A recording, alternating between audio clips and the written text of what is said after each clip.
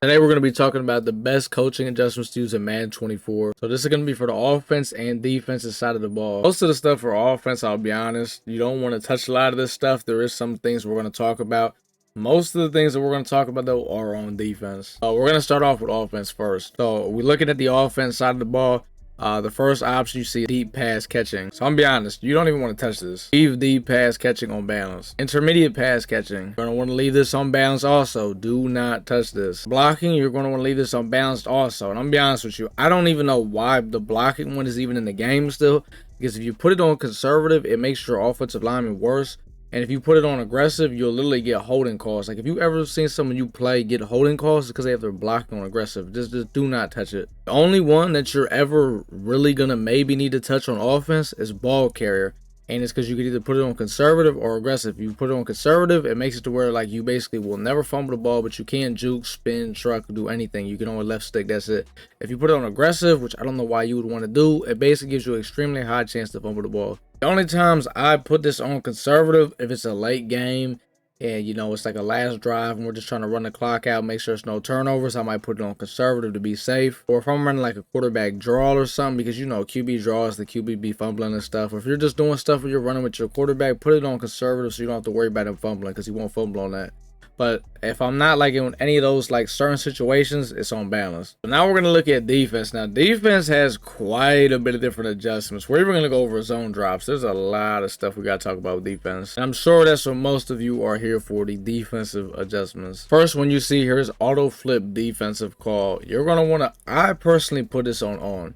And if you put it on off, the best example I give you, because I'm not very good at explaining things, but the best example I give you, let's say somebody comes in a bunch, right? And you have this turned off, the slot corner is not going to line up on the bunch side, right? If I come out at a nickel normal, the slot corner is going to line up on the running back side, not the bunch side.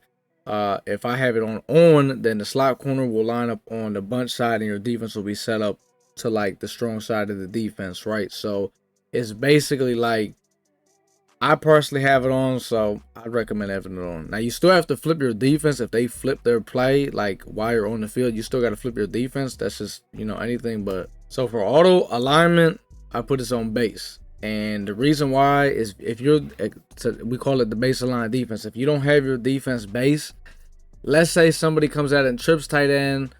Let's say they come out and trips tight end. And I come out nickel normal. My one linebacker is not going to be lined up in the box like how he's supposed to. He's going to be lined out over there on that third wide receiver. So if they're trying to run the ball or something like that, you're getting ran on. Basically, when it's not in baseline, everybody's just kind of lined up in front of somebody.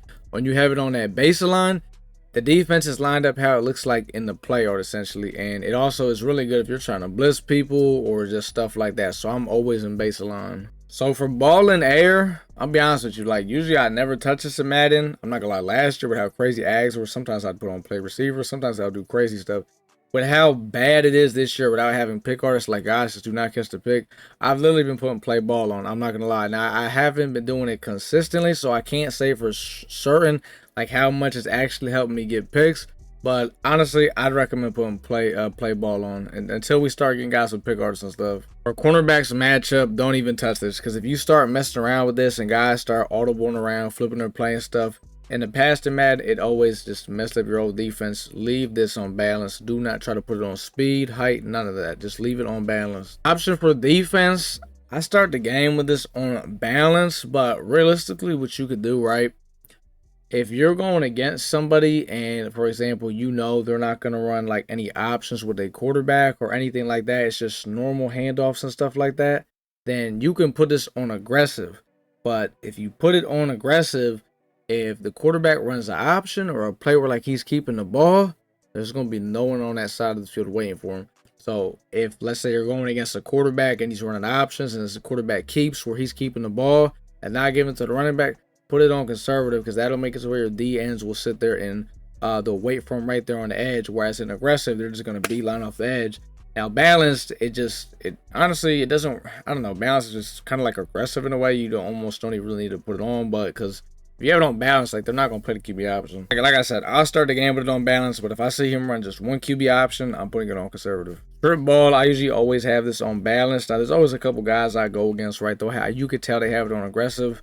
I would always leave this on balance, because if you put this thing on aggressive, they're gonna break so many tackles. Like, it's just not, it's not worth it, man. Leave it on balance. Tackling, I leave this on balanced also. I remember back in like Madden 20, I used to have it on like aggressive, but I haven't been doing that since, because all it leads to is, once again, broken tackles. So just leave it on balance. So now we're going to talk about zone drops. This is something I've used extremely heavily since they added it in Madden 21.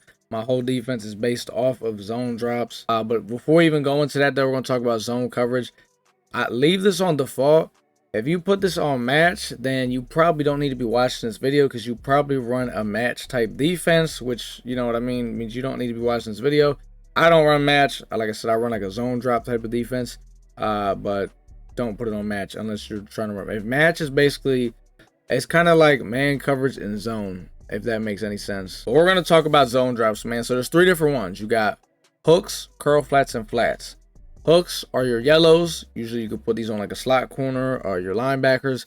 Curl flats are the purples. You could put these on safeties. You could put these on linebackers. You could put it on your slot corner. Flats, which is a cloud flat, you could put these on, really, you could put these on anybody. You could put it on the outside corner. You could put these on a safety. You could put it on a linebacker. You could put it on a slot corner. You could put a cloud flat on anybody. Now, usually how I rock my cloud flats in the past Maddens, right? I used to always start out with like 20 yards. These are your blues. These are like your, 10-2, like a cloud flat, something like that. I used to always have these on 20. Well, how this game's been playing a little bit, man, I'm not gonna lie, I've almost been starting on 30-yard cloud flats, but like these zone drops I put on, they're not gonna be set like this throughout the whole game. Like, they can easily get changed. Like, let's say I get them on a 4th and 10 or 4th and 5. I'm putting these cloud flats on 10 yards. I'm putting these on 5 yards. Like, if I'm trying to stop like an RPO and I want to base the line and have that cloud flat jump it, I'll put it on 0 yards. You know what I mean? So I'm making a lot of adjustments, but in the past, I used to start the game with it on like 20 yards, but I don't know. Lately, I've been putting it on like 30. Just, these guys are low overalls. I need them to get back a little more. Now, for the curl flats, I put these bad boys on 0 yards. These are the purples. I'll usually have these on, maybe sometimes I'll have like a safety, have him come down on that, or I'll have it on maybe a slot corner or a linebacker or something. I put him on 0 yards because I want him to literally play the flat, and I want him to sprint out there and go play that thing. My hook curls, usually I have these on like 5 yards, but this could be such situational. Let's say we get down in the red zone, it's like a 3rd and goal with the 10, or something like that. We're backing these things up to 10 yards then, you know what I mean? But usually, like I said, a lot of these zone drops get situational. Usually I do like to put my hook curls on 5 though, and sometimes when we get like in the red zone, if maybe we're at like the 5 or the 4, I'm not gonna lie, I take all these zone drops off and we're going on default, you know what I mean? So that's kind of how I like to run it. Yeah, man, those are pretty much the coaching adjustments that I run. How different are they from last year? I've talked about the zone drops a little bit. The cloud flats I used to put on 20. I've really been putting them on 30. I guess the ball in the air, I'm doing that now. That's really about it though, to be honest. It's not really too, I mean, the coaching adjustments are the same every year, you know what I mean? It's not anything too crazy.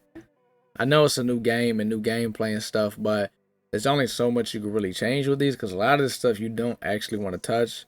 But the stuff that I talked about in here, man, you do want to kind of touch up on those. Those are pretty much the best coaching adjustments, in my opinion, to use right now in Madden 24. If this video did help you guys, man, drop a like. And if you got any questions, man, you can go ahead and comment down below, and I will get back to you guys.